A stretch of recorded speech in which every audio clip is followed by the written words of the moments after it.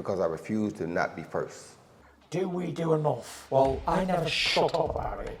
It must have been about 16, 17. We nicked their guilt rings.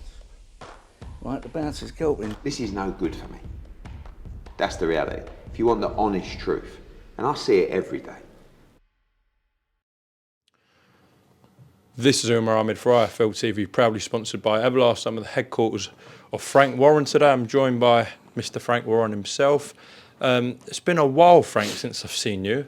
About a month and a half. You weren't present for the whole Joe Joyce fight week. First time I'm seeing you since then, and people have been a bit concerned about your health, Frank. So I don't know how much you want to say about it. I'm pleased. It's nice to hear that people are concerned about my health. My health, it's all okay. I had an operation about 6-7 weeks ago, and which kept me out of action. But I got the all clear last Friday, so I'm back in the swing now, back in the office, as you can see. Back fighting fit? Well, nearly. Not quite. Well, Frank, talking about health, there's only really one place to start this interview. Of course, BT had a show on the weekend in Belfast, and we saw something very tragic in Nick Ball's fight, where Lamati, I believe, is still in hospital, ended up in a really bad way in a coma. So what's the latest with him, Frank? Yeah, it was a dreadful situation. He had a bleed to his brain. He had an operation. The doctor, surgeon, they put him into a drug-induced coma so that he keeps still, which they do with most people who have head injuries, irrespective of whether it's boxing, car accidents or rugby. He's apparently very stable.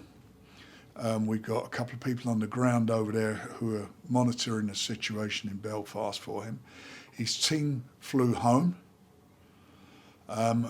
We at Queensberry have reached out to get his family over here, or get somebody of his family over here so they can be at bedside when hopefully he is taken out of the coma. And I believe they arrive sometime either today or tomorrow. So that's the position, but we're all hoping and praying that he pulled through this and shows the tremendous fighting spirit he had on Saturday night against Nick. Well, we do hope that's the case, and I'm sure the whole boxing community, everyone watching this, wishes him the best. Yeah. Absolutely. Okay, Frank, let's move on to Tyson Fury. Last week, you guys sent a formal offer to Matchroom for a fight between Tyson Fury and Anthony Joshua September 2nd here in the UK.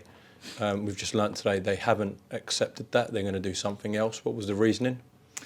Well, you've got to ask them what the reasoning was. I mean, we made the offer because Tyson wants to fight. I mean, mate, he's made, I think he's only done a couple of sort of postings in the last few weeks, that's for sure.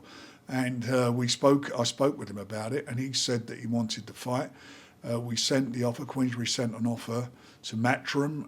My son George then spoke with Eddie Hearn last week, who said he would come back to him. And George met yesterday with his management company, 258, and his team going to wait for Saudi. I know he's supposed to be fighting sometime in August, but they don't want to fight Tyson. And they made that very clear. And look, that's their choice. He said, I think it was a month or so ago in an interview I see with AJ, where he said he's in this for the money. That's what he's in it for. And obviously the money, for as far as they feel, the money for them is in Saudi. And that's why they're waiting for that fight over there. Tyson's made it very clear he wants to fight fight the best. He wants the fights to take place in the UK.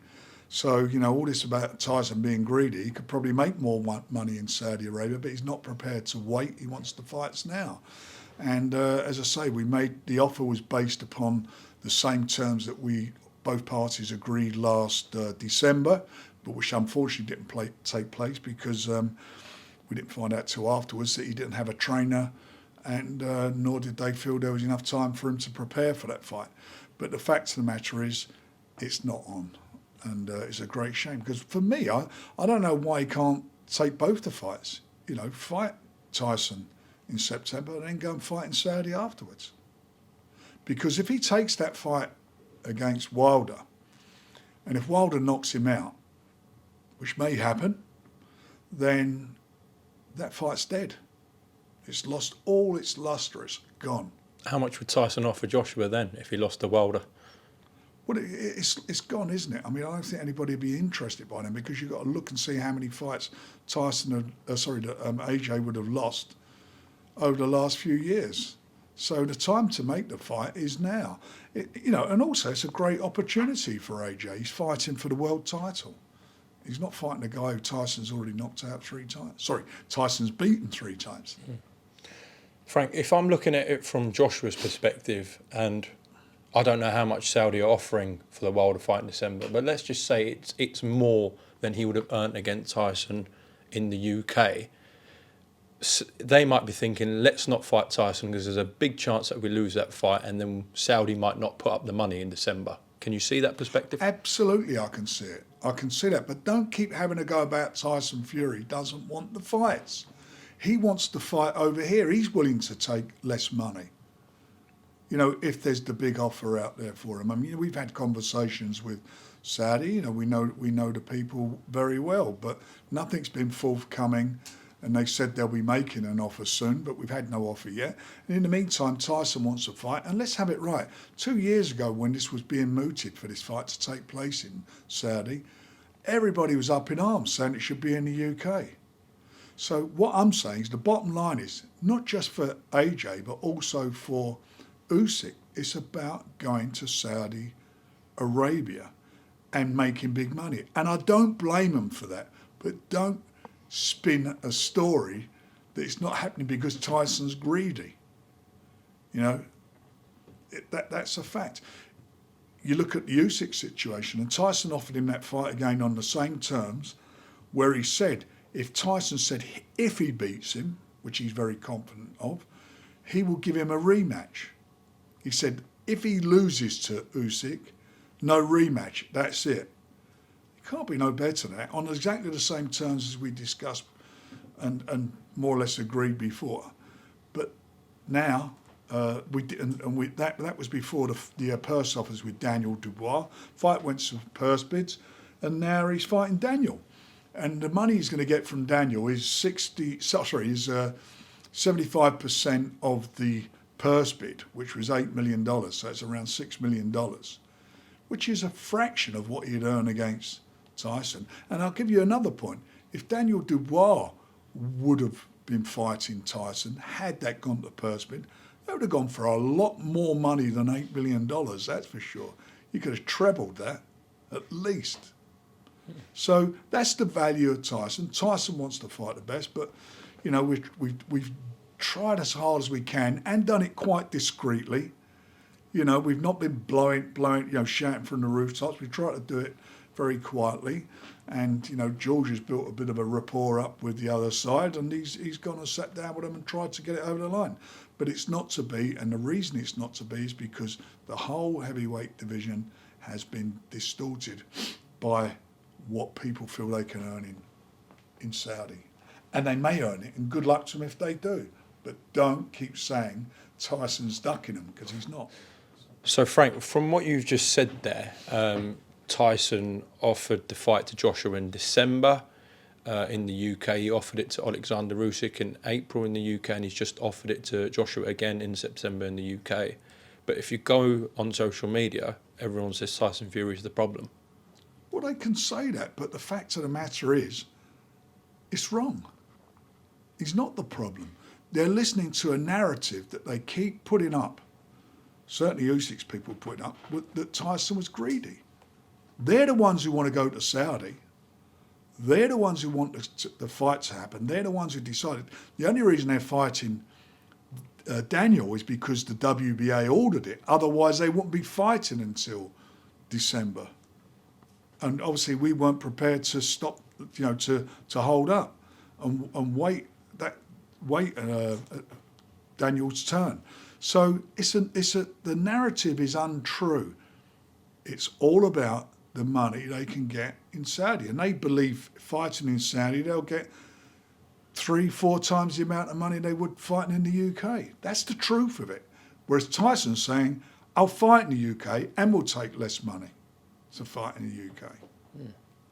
How much money, out of interest, do you think Fury Joshua, had it happen in September at Wembley, how much do you think that generates? Well, I think it would have broke the records there. I mean, he broke the records, didn't he, fighting against Dillian White there. So I think it would have broken the records. I think we may have gotten to allow us to get 100,000 people in there. It'd been more expensive, the tickets. Pay-per-view would have gone through the roof, so it would have made much, much more money than well, I think it'd been the highest grossing British fight of all time. No doubt about that. Okay, in terms of Saudi Arabia, I know your son George Warren speaks to Skills Challenge and Prince Khalid out there on a regular basis. Where are things with that in terms of a potential Fury-Usyk fight in December? Well, look, there's been a lot of conversation, but we were told we were going to get an offer, a written offer, because it's got to be a written offer. We've been asked, and apparently it's going to be sent in due course, but we've not had it, and those conversations were quite a while ago, but we've not had it yet, and maybe they've not got a clearance yet to put it on. I have no idea, but you can't expect Tyson to be sitting around waiting, because by December he'd have been out the ring for a year, and we have tried desperately to make a fight.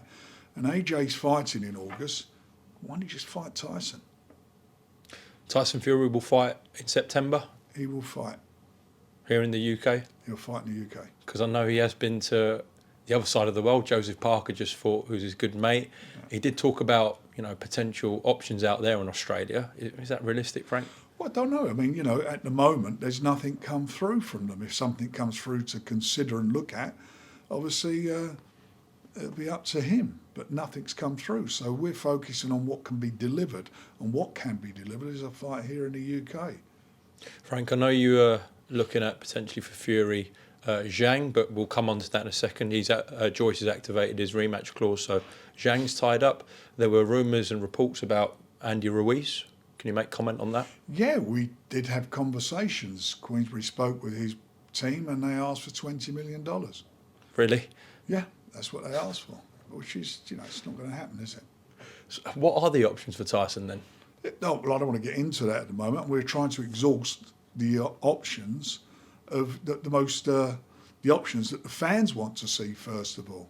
So that's the road we're going down, trying to do that. But at the end of the day, he will fight what generates interest and money for him. He's a professional fighter, but he was, and I'll repeat it, willing to take less money to fight both the guys over here than they would anticipate they would get from Saudi. Since Joshua refused to take the fight in September, have yourself or George spoke to Tyson about that? I have, yeah.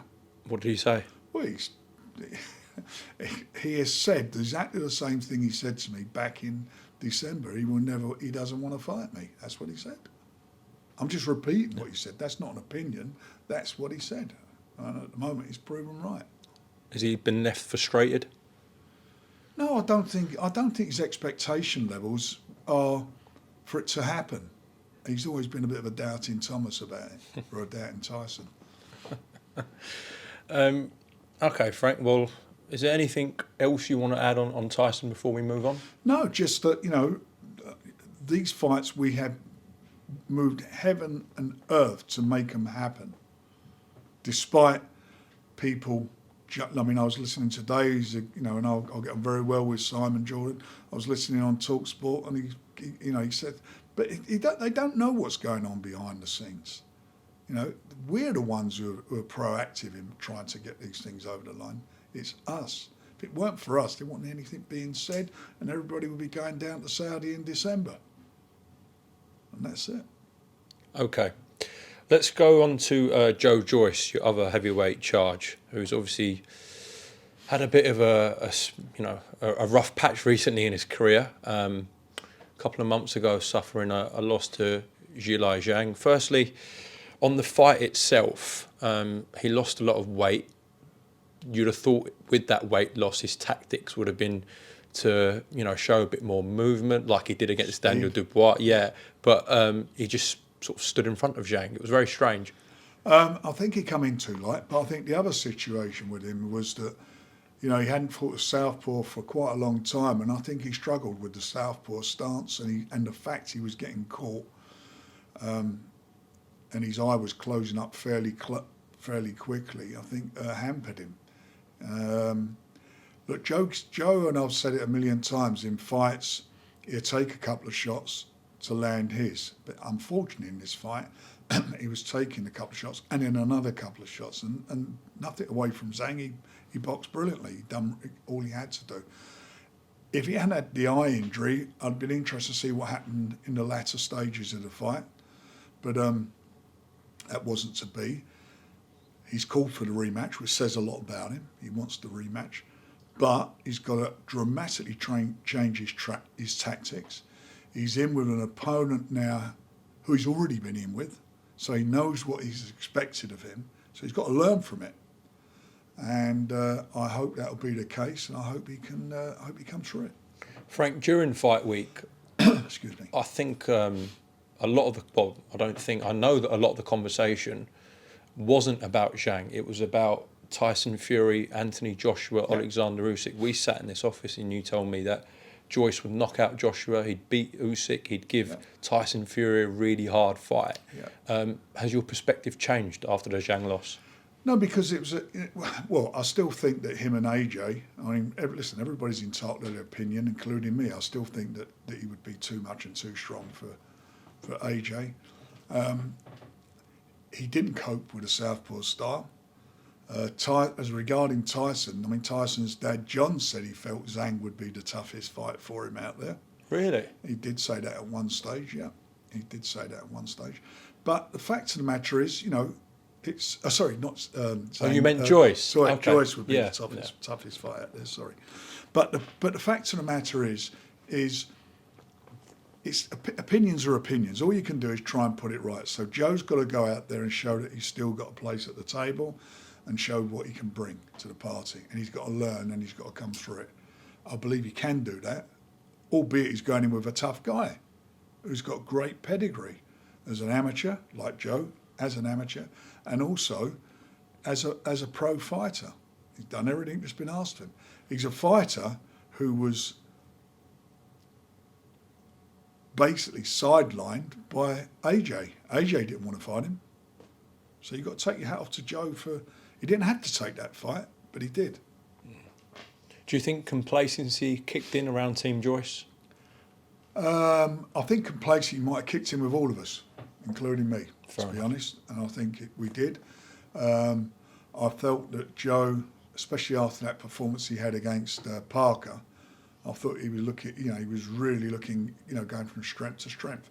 But I genuinely felt that he struggled with the southpaw stance. So if he struggles again with it, then he'll be in trouble. So he's got to learn from that fight. As we know, he's activated the rematch clause. What's the time frame for that? When do you want to get it on? In autumn. Okay. Early autumn. And there hasn't been any site offers from China to do that? No, nothing at all. Okay. All right.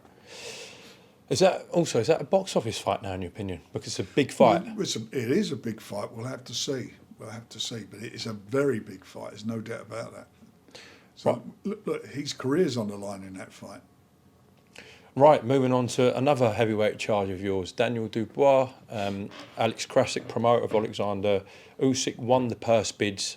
He believes he's going to stage it August 12th in Poland. He bid, was it $8 million US? You bid $5.5 million. Yeah. So just talk to me about your bid in that. That was the value we put on it. That's the value we felt it would generate. And we done all our homework, like we did when we put in the record bid for the Dillian White fight in Tyson. We done our homework, but look, they had 75% of the purse to play with, and obviously you got to think they did a deal with him, man, to pay him less than what his percentage would be. But whatever his percentage is far less than he would get to fight Tyson, that's for sure. But you know what? It is what it is. We move on, and all that I'm focused on is Daniel in that fight now, and I genuinely believe he can win that fight. We'll come on to that in a second. Obviously, there was a lot of talk when you were negotiating with Oleksandr Usyk about the Fury fight, about values, and you've touched upon it earlier in this interview. But there was a lot of discussion about how much belts bring to the table, and obviously Usyk brings 3 belts. Now you bid $5.5 million. He's still got them 3 belts. So do you think that conversation surrounding the belts, it proves how much they're actually worth, Frank? Well, according to that, for him, if he gets, which I don't think he's getting, the 75% bid of what his promotional company put in, that's the value they place on the belts, which is what, less than £5 million. Yeah. And that's it. At the end of the day, there's belts there. The belts are there. We get that. We understand that. But it has to stack up. It has to stack up financially for them in their bid and for our bid. Nobody else bid for the fight. Only 2 bids went in, and that was it. So when you look at a 70-30 split that Tyson offered for the fight in the UK, and it got a lot of criticism that... Well, they accepted it. That's irrelevant because they accepted it. They accepted the bid. What was the problem was, and the get out, because that's what I used, was the get out was the rematch. And Tyson rectified that about 2-3 weeks ago by saying he doesn't want a rematch if he loses. That's it. But if he wants one, he'll give him one. If he he expects to win Tyson, and that's it. But the value of what Tyson brings is that, as I say, if Tyson and Daniel Dubois went to purse bids, it would go for huge money. Huge money. We've seen Daniel Dubois against the Southpaw, against Kevin Lerena at Tottenham Hotspur, which was a weird fight to watch, and he was obviously banging trouble at the start. You've just said that he will beat Oleksandr Usyk. Oleksandr Usyk, one of the best cruiserweights ever, hasn't done too much wrong at heavyweight. Obviously, he's got 2 wins over Anthony Joshua. Where does this confidence come from that Dubois is going to beat Usyk? I think that he got caught in that first round with a good punch on the top of the head, and I've seen lots of good fighters over the years get caught with punches like that. You also got to take into account it was outdoor in December, very cold, and was he warmed up? Was he, and you get caught cold. He got caught, but he hurt his leg going down. That caused him a massive problem, which, resulted in him having surgery on his leg. He's been out of action since. He's now back in full training. But what he did do in that fight, he gritted his teeth and came through it. And once he started letting his shots go, it was all over. And it was a great finish. And he showed a lot of heart in that fight. He's very confident about the fight. I'm very confident about it. I'm very confident in as much because he's a big guy, he's a big puncher. And what he has got is a good chin. He took some good shots off of Joe Joyce, who can whack. He's got a big pin. And I look at the fights that, and I do respect, and don't get me wrong, Usyk, but, AJ didn't look exactly great in the first fight. And the second fight, I think he gave him a tougher fight. And I look at the fight he had against Derek Chisora. So for me, I generally think he's got a great chance, and I do believe he will win the fight. Frank, he has left his previous trainer. He has just joined Don Charles. That's not ideal, is it? Just for a fight like this? No, it's not. It's not ideal, but there was a reason for that, and obviously I'm not going into that because it was a family issue. But that's happened, and you move on, and there comes a time sometime in your career where you're in a position where you've got to go for it.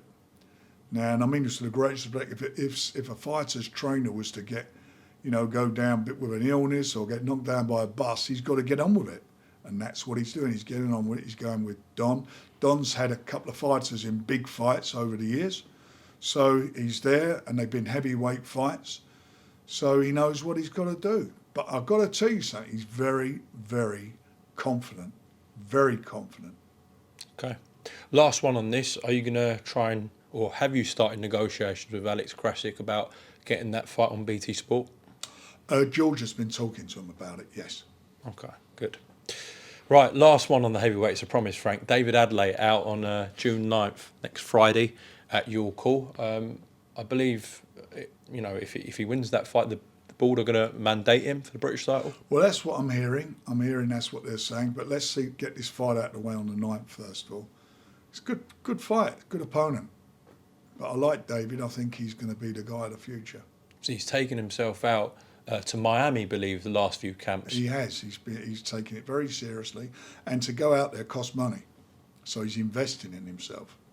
Well, him and Fabio Wardley, if that does get done, would be a great fight. That is a good fight. Do want to get your thoughts, actually, away from yourself. But Frazer Clarke's team, lobbied him to be the mandatory challenger for Fabio Wardley. He got mandated. And then on the day of the purse bids, Frazer Clarke's team pulled him out of those purse bids. And it was a big talking point in boxing. What were your thoughts on that? It annoyed me because David could have been in there. And we could have got on it. All it's done is held up the division.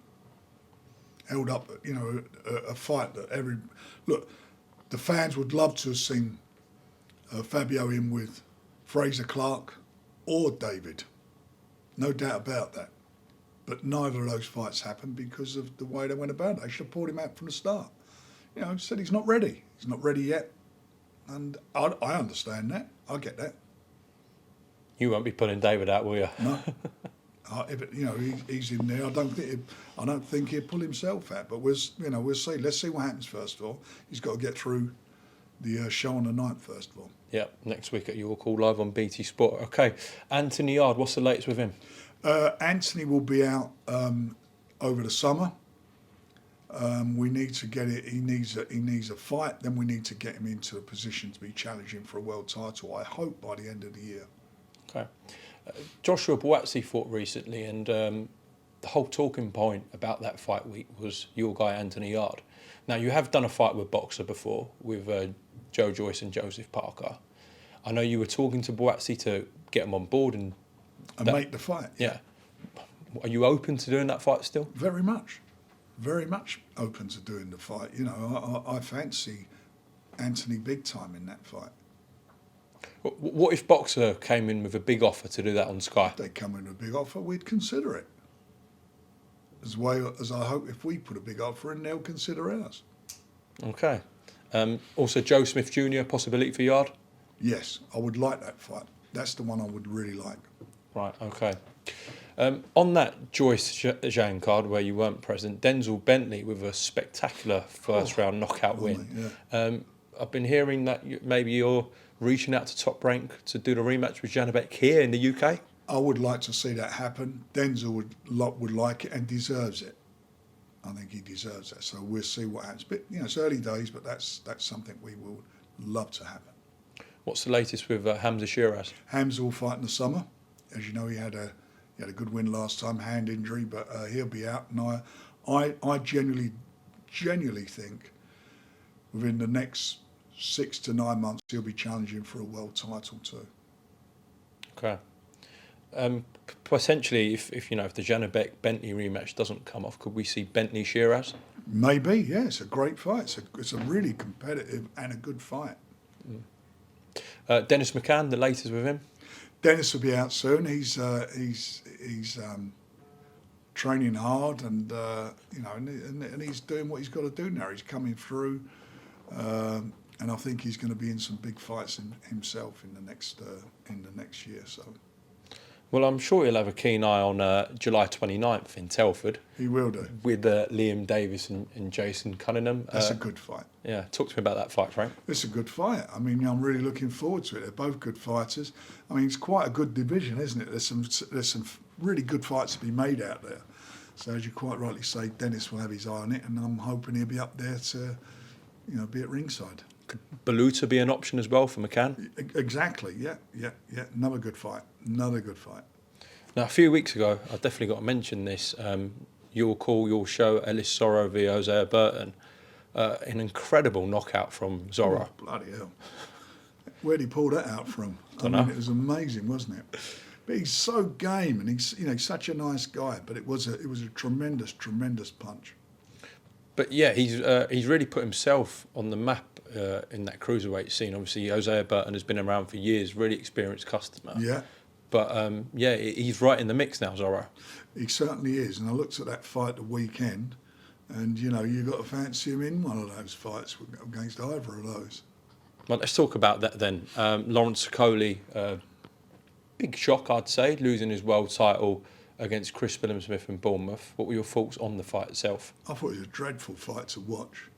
I thought Lawrence, I don't think he covered himself in glory, and at times it looked very amateurish, the way he was going in. And I think Chris struggled with it a bit, struggled to deal with some of it.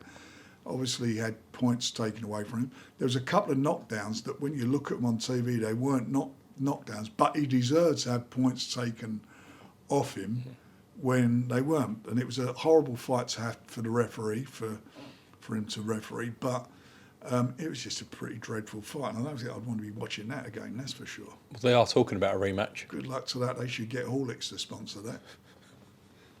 Okay. Let's talk about your show, actually.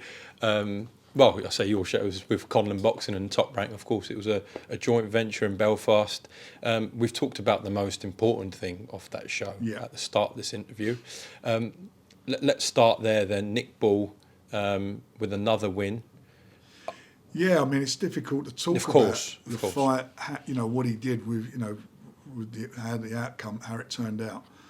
But, Nick had a tough opponent in there who was there all the time. I didn't get for 1 minute where people were talking about this could be a one-round fight and so forth. Of a guy who's 31-0, got a good record, rangy, tall, game, come to fight, traded at times. But I thought Nick, from a professional level, I thought Nick, gradually worked out his style and did what he had to do.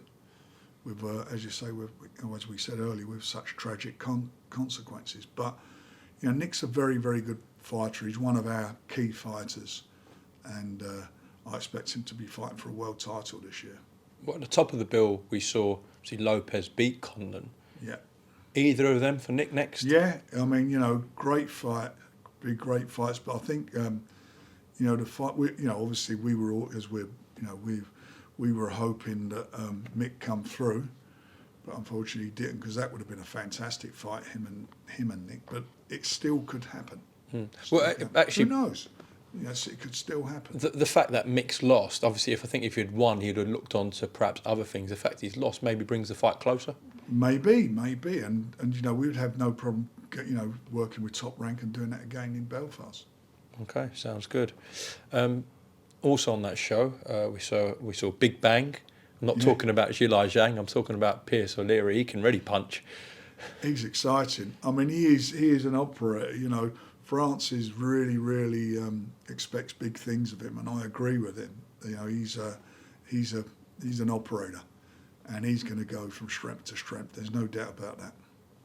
Frank, just away from yourself again, huge news for boxing. July 29th in Las Vegas, we had the Errol Spence and Terence Crawford announcement, a fight that we've been, as boxing fans, waiting for ages. Happy to see that over the line?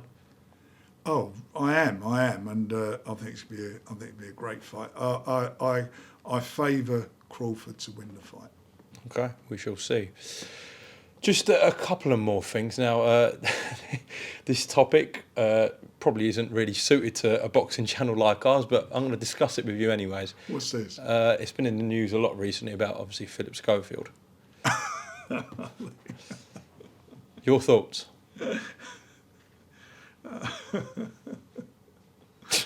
I don't even know what to say about that one. I mean, what do I think about it? I was in my local pub the other night, the Horse and Groom, and they were all talking about it. We can move on from that.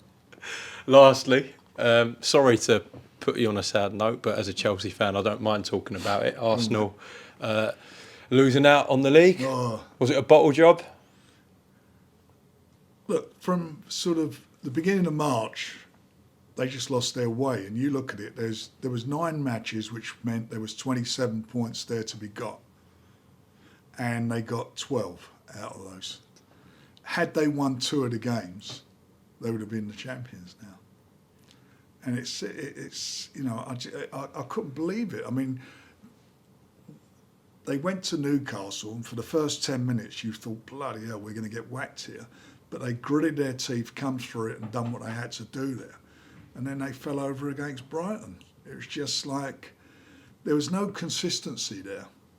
And I think that I don't like the excuse of it's been a tough season. They're young players, and it's a tough season. I mean, we had no European football. We were out of both of the cups very early, so they should have been pretty much up for it.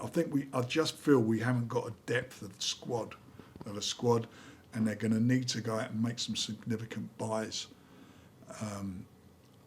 not over the summer. I hope they've got them all lined up now and are drafting them in the next few weeks so they can bed in with a team in the friendly games and so forth, so we can hit the ground running in August. Simon Jordan actually said he was having a debate with Rio Ferdinand, and Rio was saying, this is not successful. Like back in the day when I was at United, you know, that was an option. We had to finish first. And Simon Jordan was saying Arsenal season was a success. Do you go along with that? Well, it's a success in as much that we're in Europe, but for me, you said to me at the beginning of the season, would you take second? I'd said yes. Qualify for Europe? Yes. So from that perspective, was there some good football there? Was they one of the most exciting teams, or if not at times the most exciting team in the Premiership? The answer to that was yes. And they were top of the league for most of the season. But then when I look at Man City, they're probably the best team I've ever seen in the Premiership. Really? Yeah. And I'm including, Arsenal at that. I mean, they're just a phenomenal team. They've got great depth. I know a lot of people will say, well, maybe they've got this case looming over them with the points and whatever. I don't know why it should be looming over them. They should bloody get on with it and deal with it. And for me, if the rules are the rules and you are in breach of them, I don't feel that you should keep the title. All that points deducting for next season, I don't think it's right. I don't think if you breach the rules during that season, then there's a problem in that season. But irrespective of that, I wouldn't want Arsenal also to win the Premiership based upon somebody getting disqualified. They had it in their hands. They basically threw it away. They let it just slip through their hands. And that was a great shame. Okay, just to close off, a message to boxing fans, Frank? Look, we're trying to make the fights happen, and and all I would say, not a message to boxing fans, a message to AJ. Please reconsider, please do that fight for the boxing fans. Let's do that fight. I really would love to see it. All the fans would love to see it. Let's do it. The terms are not a problem because we agreed them. Let's try and make it happen. I know your team have said no, but I'm not one of them that ever gives up on things. So I'm hoping that we can get it over the line because everybody would love to see it. We all want it to happen. Okay, thank you for your time. In UK. Thank you.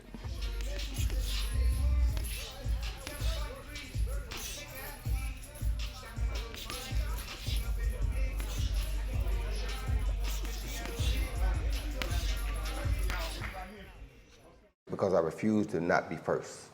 Do we do enough? Well, I never shut up about it. It must have been about 16, 17. We nicked their guilt rings. Right, the bouncer's guilt ring. This is no good for me. That's the reality. If you want the honest truth, and I see it every day,